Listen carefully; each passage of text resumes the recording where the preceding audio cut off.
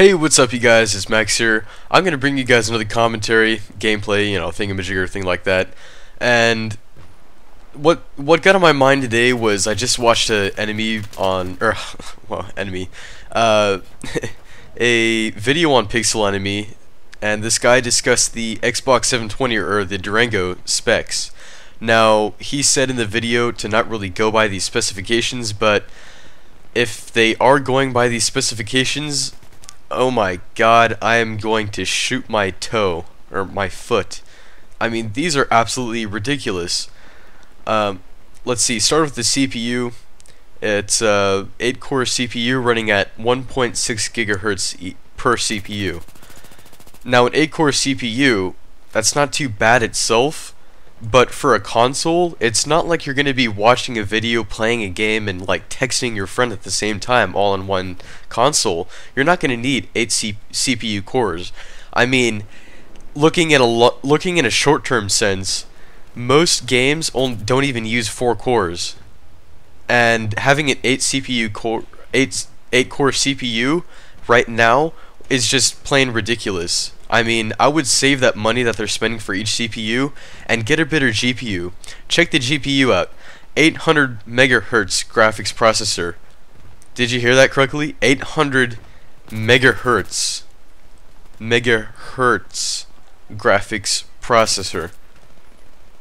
What the fuck is that? I've never even heard of that. Look up a graphics card on Newegg.com.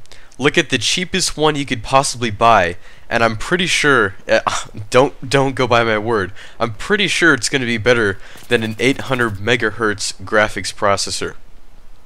Now, a lot of people have been saying, oh yeah, so the consoles are going to be up to par with PC now? Oh hell no. Coming from a guy that had an Xbox 360, actually I still do have it. I have it as backup in case my PC shits out. That's funny when I say that. I just use it as a backup, and for the time that I've been playing on PC, no, a console, knowing that Microsoft is one of the biggest money whores besides EA and, well, not DICE, because DICE is just, but EA is a big money whore. Microsoft is too. I mean, Sony, I don't know what their specs are. I'm mainly basing this commentary around Xbox, the new console for Xbox. But that's just ridiculous. 800 megahertz graphics processor. Right now I'm running a Radeon HD 7870 by XFX. It's a 2 gig video card, 2 gigabytes compared to a 800 megahertz graphics processor. And people are saying that it's going to be up to par with PC. I think not. Actually, right now I'm thinking the most they could probably get out of this would be like a 40-man server on Battlefield 3. And yes, it is an upgrade. I'm not saying they're staying at exactly the same spot, but price for performance, sell your old Xbox 360 if you're thinking about getting this new Durango or Xbox 720. Get a fucking gaming PC, goddammit. I don't mean to be a PC elitist, and I know I sort of sound like one right now, but based on these specifications, like, if you know at least a little bit about PCs, I mean, you should be able to tell the difference between a 2 gig video card and an 800 megahertz graphics processor. I swear to God, it says custom D3D 11.1 class, 800 megahertz graphics processor, 12 shader cores providing a total of 768 threads. Each thread can perform 1 scalar multiplication and addition operation, or MADD, per clock cycle. At peak performance, the GPU can effectively issue 1.2 trillion floating point operations per second. High fidelity natural user interface sensor is always present. I don't know what half the fucking shit that is, but I know it's not as good as my GPU. Actually, I need one of you guys to do this for me. Look up the old specs for the Xbox 360 and compare them to these. Go to the video. It's called Xbox 720 Durango specs unveiled. Then it has like this little divider thing, and then Gaming Plus. It was uploaded on January 21st, of course, this year. I need one of you guys to go into the comment section, copy and paste the old specifications, and I'll reply saying if that's a good or bad upgrade. Now, I don't even want to go for guessing on the old Xbox specifications, because I know they didn't run a dual core. It was probably a really shitty quad core that they just kind of slapped in. But anyways, yeah. Now for the storage and memory, let's see, 8 gigs of RAM, DDR3. Okay, DDR3. Good job, Sony. You didn't go for that DDR2 crap. 32 megabytes of fast embedded SRAM. 102 gigabytes. The GPU's perfect speed with bandwidth, so just memory and SRAM are parallel, providing combined peak with bandwidth of 170 gigabytes per second. Combined peak bandwidth of 170 gigabytes per second. Oh, okay. Hard drive is always present. Yeah, they're gonna have a hard drive. Not like they're gonna slap in an SSD. That's goes against whatever Microsoft does in life. Gigabit Ethernet, Wi-Fi, and Wi-Fi Direct. Okay, so yeah, Ethernet capabilities is pretty standard for consoles, and Wi-Fi as well. One thing I do like is that since the Xbox Slim, which wasn't a huge upgrade from the old, you know, chunky white Xbox, I mean, it is quieter. It is it was more efficient, like, I don't know, less prone to games getting fucked over or something. I don't know. But anyways, 8 gigs of RAM. Let's start at this. DDR3, that's good. My friend said he used to run DDR2 playing Battlefield 3. He couldn't run it for shit, so DDR3, okay. Now, I heard that the Sony's PS4 is going to have 4 gigabytes of RAM versus 8 gigabytes of the Xbox 720's RAM. Now, you might be thinking, oh, okay, that's 4 more gigs of RAM that the Xbox 720 is going to use towards loading up games, searching the UI, which, you know, would be the dashboard. But here's the catch. 8 gigs of RAM that are really shitty. Now where do we go from here? 4 gigs of RAM that are okay in the PS4 versus 8 gigs of shitty RAM that are going to be in the Xbox 720.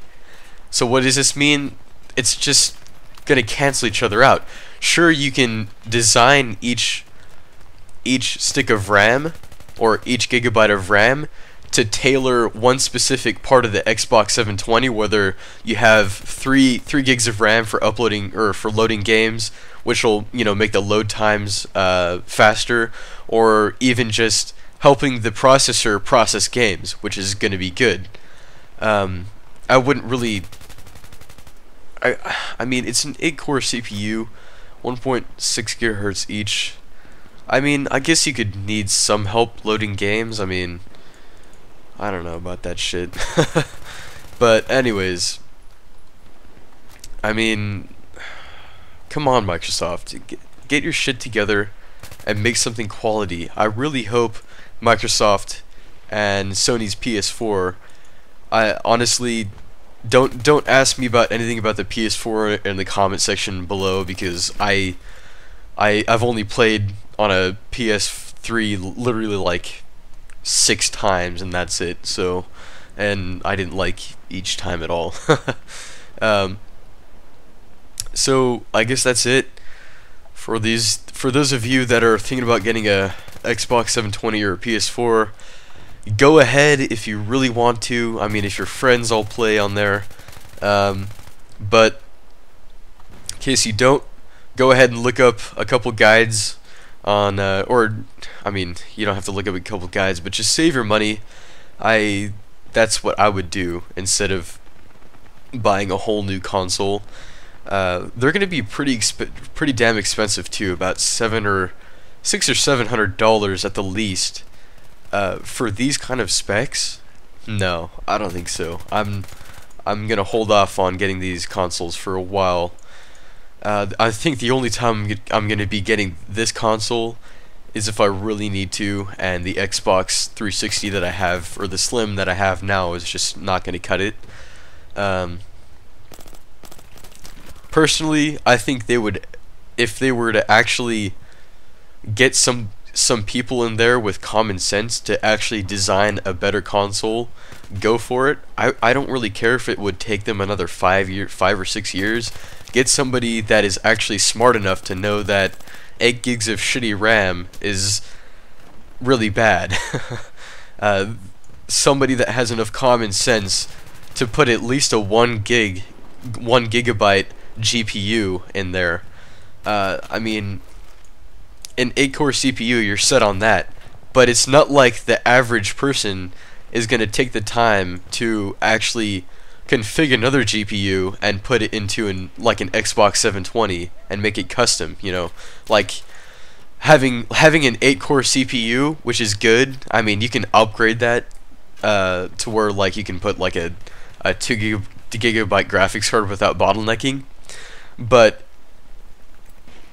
I mean, I guess you could say in this case they're undernecking. Like having that good of a CPU, or having that, it's not high end. Let's just get this straight. The 8-core CPU that they have in here is not high end.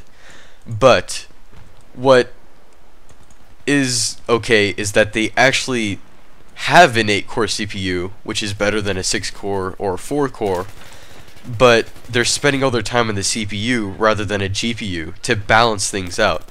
And that's what I mean by undernecking, which doesn't make any sense at all. I just actually made that up right now, but if you kind of get what I'm saying, they're spending more time on something that they could downgrade a little bit, to where they could spend a little bit more money with one of the parts that they downgraded to get something a little better, if you know what I'm saying. So I guess that's pretty much it. Consoles will never outbeat a PC. Sorry if I'm a PC elitist. So rate, comment, subscribe, and most importantly, happy killing.